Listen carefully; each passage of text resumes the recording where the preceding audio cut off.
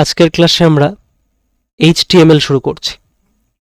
দেখো, HTML যার পুরো কথা হাইপার টেক্সট মার্কআপ ল্যাঙ্গুয়েজ। এটি ব্যবহার করা হয় মূলত ওয়েব পেজ তৈরি করার জন্য এবং ডিজাইন করার জন্য। ওয়েব পেজ কি? তোমরা যখন ইন্টারনেট সার্ফিং করো, তো সেখানে তোমরা বিভিন্ন ওয়েবসাইট ভিজিট করো। সেই সমস্ত ওয়েবসাইটে তোমরা যা পেজ দেখতে পাও, যে সমস্ত পেজ দেখতে পাও, সেই সমস্ত ওয়েব পেজগুলোকেই আমরা তৈরি করছি এবং ডিজাইন করছি HTML এর সাহায্যে। HTML হচ্ছে একটি মার্কআপ ল্যাঙ্গুয়েজ, যেখানে আমরা কিছু কোড লিখে কিছু ডিজাইন তৈরি করব। মানে ওয়েব পেজে কিছু ডিজাইন ক্রিয়েট হবে আমরা যে কোডিং করব তার উপর ডিপেন্ড করে। তো HTML এ আমরা যে কোডগুলো লিখি সেই কোডগুলোকে আমরা বলি ট্যাগ। HTML এ দু রকমের ট্যাগ হয়, একটা কন্টেইনার ট্যাগ আর একটা এমটি ট্যাগ। কন্টেইনার ট্যাগ সেই সমস্ত ট্যাগ যাদের স্টার্ট ট্যাগ আছে এবং এন্ড ট্যাগ আছে। যেমন ধরো, এখানে একটা উদাহরণ দেওয়া হয়েছে। দেখো, এখানে এটা হচ্ছে স্টার্ট ট্যাগ, এটা হচ্ছে এন্ড ট্যাগ। যখন একটা ট্যাগ শেষ হয় তখন তার সামনে এরকম একটা ফ্রন্ট স্ল্যাশ দিয়ে দেওয়া হয়। তো এটা হচ্ছে স্টার্ট ট্যাগ, এটা হচ্ছে এন্ড ট্যাগ। এবার এখানে দেখো এই লাইনটা কি বলছে, ইন বিটুইন দিস ট্যাগস, মানে এই ট্যাগ দুটির মাঝখানে web designers can add text based contents and further tags. অর্থাৎ এই ট্যাগগুলির মাঝখানে একজন ওয়েব ডিজাইনার, অর্থাৎ যিনি ওয়েব পেজটি ডিজাইন করছেন, তিনি সেখানে টেক্সট বা আরও অন্যান্য ট্যাগ ইউজ করতে পারেন। তো কন্টেইনার ট্যাগ যার শুরু এবং শেষ আছে, অর্থাৎ স্টার্ট ট্যাগ এবং এন্ড ট্যাগ আছে। আর এই স্টার্ট ট্যাগ এবং এন্ড ট্যাগের মধ্যে কোনো লেখা, কোনো টেক্সট কন্টেইন হচ্ছে বলে এই ধরনের ট্যাগগুলোকে আমরা বলছি কন্টেইনার ট্যাগ। আচ্ছা, এরপর আছে এমটি ট্যাগ। এমটি ট্যাগ যাদের শুধুমাত্র ওপেনিং ট্যাগ আছে। যেমন এখানে একটা এক্সাম্পল দিয়েছি, পরে যখন আমরা কোডিং করব সেখানে এরকম অনেক এমটি ট্যাগ দেখতে পাবো, লাইক বিআর ট্যাগ এখানে রয়েছে, আইএমজি ইত্যাদি। এবার আসি আমরা HTML লিখব কিভাবে, মানে HTML কোডিংটা আমরা করব কিভাবে। তো এর জন্য তোমাদের দু ধরনের অ্যাপ্লিকেশনের প্রয়োজন আছে। প্রথমে তোমাদের যেটা দরকার, একটা টেক্সট এডিটর। দেখো, এখানে দুটো টেক্সট এডিটরের আমি উদাহরণ দিয়েছি, একটা নোটপ্যাড আর একটা নোটপ্যাড প্লাস প্লাস। এছাড়া আরও অনেক টেক্সট এডিটর আছে, তোমরা তোমাদের সুবিধা মতো যে কোনো একটা ইউজ করতে পারো। এবার নোটপ্যাড প্লাস প্লাস বা অন্যান্য যে টেক্সট এডিটরগুলো আছে ওগুলো তোমার কম্পিউটারে ইনস্টলড থাকবে না, তোমাকে ইনস্টল করে নিতে হবে। কিন্তু নোটপ্যাড যে অ্যাপ্লিকেশনটা আছে এটা তোমার কম্পিউটার বাই ডিফল্ট রয়েছে, তুমি এটা ইউজ করতে পারো। তো এই টেক্সট এডিটরে আমরা কোডিং করব, মানে HTML এর যত ট্যাগস আছে সেগুলো আমরা এখানে লিখব। আর ওই ট্যাগগুলোর যে এফেক্ট, ওই ট্যাগগুলোর ফলে যা ডিজাইন তৈরি হচ্ছে সেগুলোকে আমরা দেখব ওয়েব ব্রাউজারের মাধ্যমে। এখানে কিছু ওয়েব ব্রাউজারের উদাহরণ দেওয়া হয়েছে, যেমন গুগল ক্রোম, মজিলা ফায়ারফক্স। এছাড়াও আছে ইন্টারনেট এক্সপ্লোরার আছে, যেটা এখন অবসোলেট হয়ে গেছে, মাইক্রোসফট এজ ইত্যাদি। তো এই দু ধরনের অ্যাপ্লিকেশন আমাদের প্রয়োজন। একটা টেক্সট এডিটর, তোমরা টেক্সট এডিটর হিসেবে নোটপ্যাড অথবা নোটপ্যাড প্লাস প্লাস ইউজ করবে। আর ওই নোটপ্যাডে তোমরা যে কোডিং করলে, অর্থাৎ যে ট্যাগ লিখলে তার যে এফেক্ট সেটা তোমরা দেখতে পাবে ওয়েব ব্রাউজারে। এই হচ্ছে তার উদাহরণ, গুগল ক্রোম, মজিলা ফায়ারফক্স ইত্যাদি। এবার আমরা প্র্যাকটিক্যালি একটু দেখে নিই আমরা কিভাবে একটি ওয়েব পেজ তৈরি করব। তো সবার প্রথমেই আমরা একটা নোটপ্যাড ফাইল ওপেন করে নিচ্ছি। তো আমি এখানে সার্চ করে নিচ্ছি নোটপ্যাড। আমি নোটপ্যাড প্লাস প্লাসও করতে পারি, তো আমি নোটপ্যাডই দেখাচ্ছি এখন, পরে নোটপ্যাড প্লাস প্লাস দিয়েও দেখানো হবে। তো নোটপ্যাড ওপেন করলাম, তো আমার এখানে একটা ব্ল্যাক থিমে আছে, তোমাদেরটায় সাদা থিম থাকতে পারে। ওকে, তো একটি নোটপ্যাড ফাইল ওপেন করার পরে সবার প্রথম কাজ হচ্ছে আমরা এই ফাইলটাকে সেভ করব। ফাইল সেভ করার জন্যে তোমরা ফাইলে ক্লিক করবে এবং সেখান থেকে এই সেভ অপশানে ক্লিক করবে, বা সেভের যে শর্টকাট কি আছে Ctrl+S, এটাও তোমরা প্রেস করতে পারো। তো আমি সেভ অপশানে ক্লিক করলাম।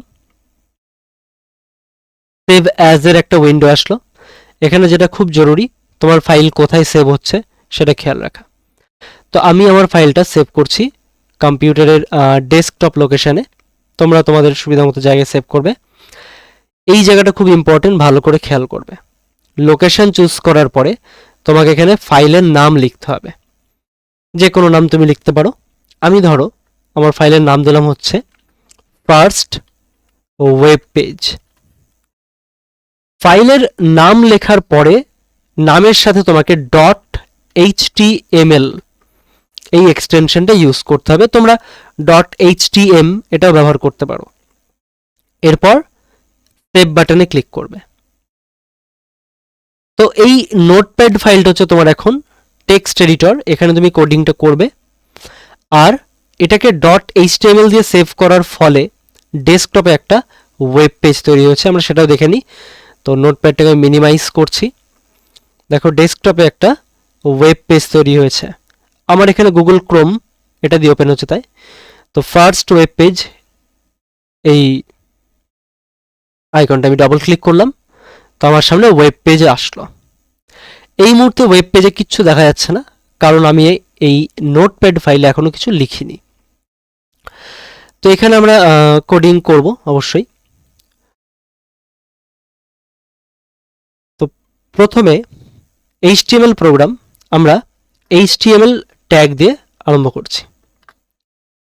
HTML ট্যাগ ইউজ করার পরে আমরা একটা হেড ট্যাগ ইউজ করব। হেড ট্যাগের মধ্যে আমরা এই প্রোগ্রাম যেটা এখন লিখছি তার টাইটেল এবং আরও অন্যান্য বিষয় আমরা অ্যাড করতে পারি, সেগুলো তোমরা পরে আস্তে আস্তে জানতে পারবে।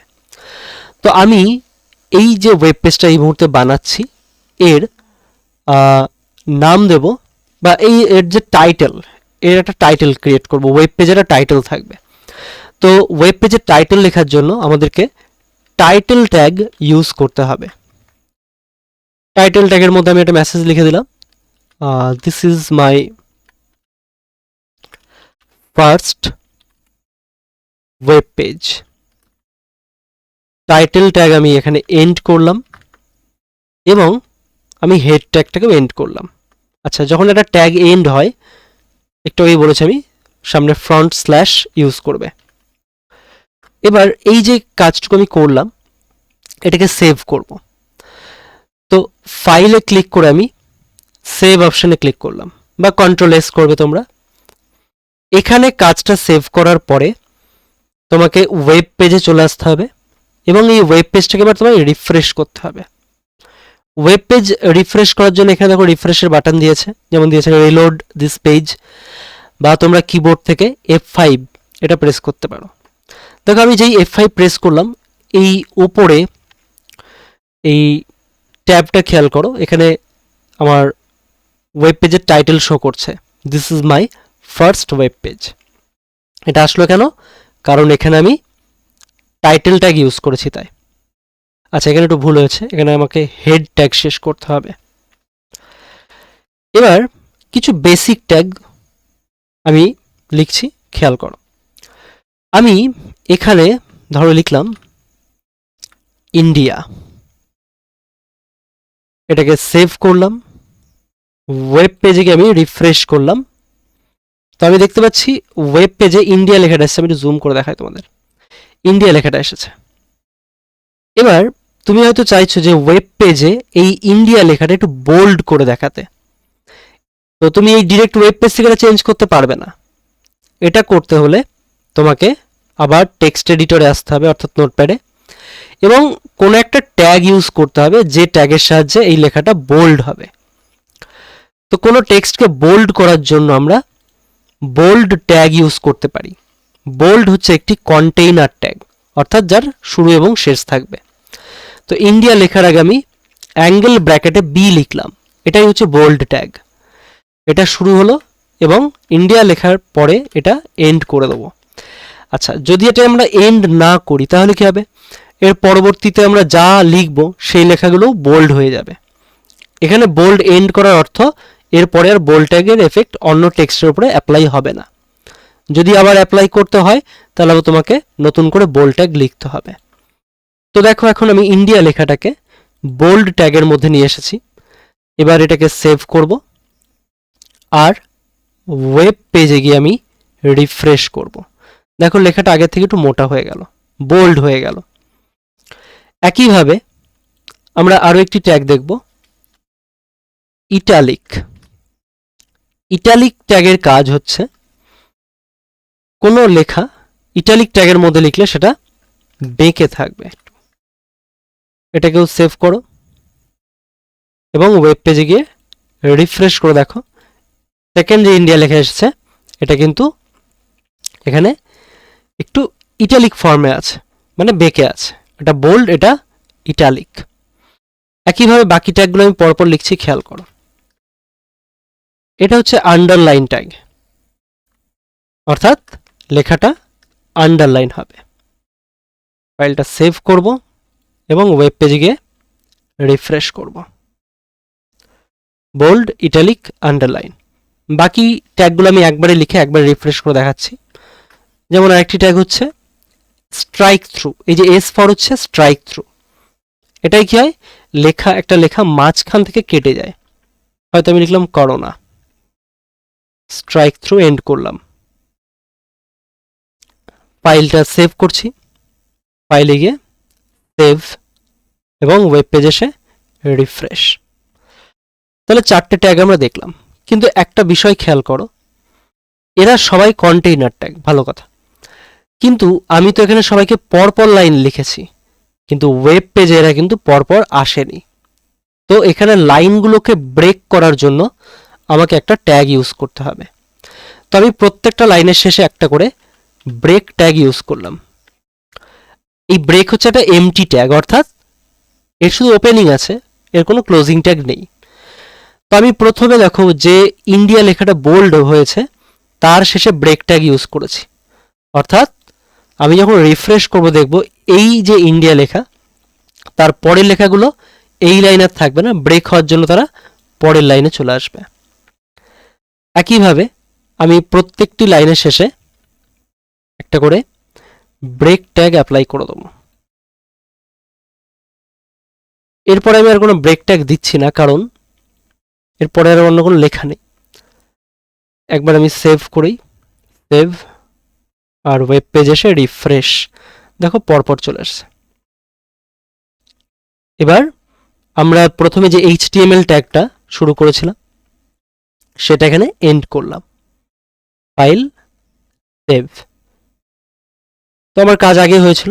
এখন তুমি ট্যাগটা এন্ড নাও করো তাতেও কিছু যায় আসে না, কিন্তু এটা নিয়ম করা উচিত। তো আজকে HTML কি এবং HTML কিভাবে কোডিং করতে হয় তার একটা সংক্ষিপ্ত ধারণা তোমাদের এই ভিডিওতে দেওয়া হলো। পরবর্তীতে আরও অন্যান্য ট্যাগ নিয়ে ভিডিও বানানো হবে।